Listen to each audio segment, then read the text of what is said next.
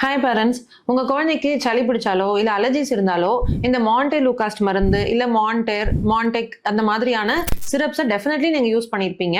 So என் கையில இருக்கிறது அந்த மருந்து தான். இது பெரிய அளவுல அலர்ஜிஸை சரி பண்ணாது, சளிக்கு கூட ஹெல்ப் பண்ணாது அப்படின்னு நான் சொன்னா நீங்க ஷாக் ஆகுவீங்களா? எஸ்.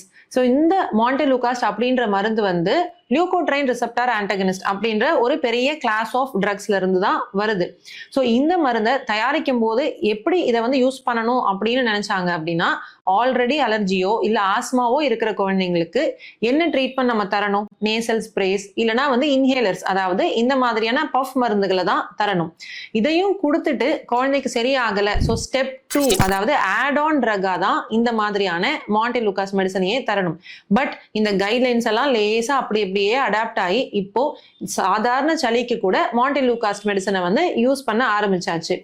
FDA அப்படின்ற யூஎஸ் நிறுவனம் இதுக்கு ஒரு பிளாக் பாக்ஸ் வார்னிங் கூட இன்ஃபேக்ட் இஷ்யூ பண்ணியிருக்காங்க. அதாவது இதை வந்து ஒரு 3 months to 6 monthsக்கு மேல யூஸ் பண்ணியிருக்க பேரண்ட்ஸ் வந்து என்ன ரிப்போர்ட் பண்ணியிருக்காங்கன்னா, குழந்தையோடைய ஸ்லீப் வந்து பெரிய அளவில் பாதிக்குது, குழந்தைங்க வந்து ரொம்ப இரிட்டபிள் ஆறாங்க, ரொம்ப ஹைப்பர் ஆக்டிவ் ஆறாங்க அப்படின்றது.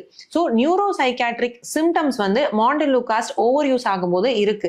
ஸோ குழந்தைங்க கோல்டோ அலர்ஜிஸோ ஈவன் ஆஸ்மா வீசிங் இருக்கும்போது அதுக்கான ட்ரீட்மெண்ட் வந்து மான்டெலூகாஸ்ட் கிடையாது. இதை வந்து ஜஸ்ட் ஒரு ஆட் ஆன் ட்ரக் தானே தவிர இது வந்து ஒரு மேஜிக் மெடிசன், இதை கொடுத்தாலே அலர்ஜி எல்லாம் சரியா போயிடும் அப்படின்னு நீங்க நினைச்சிட்டு இருந்தீங்கன்னா தயவு செஞ்சு அந்த தாட்டை மாத்திடுங்க.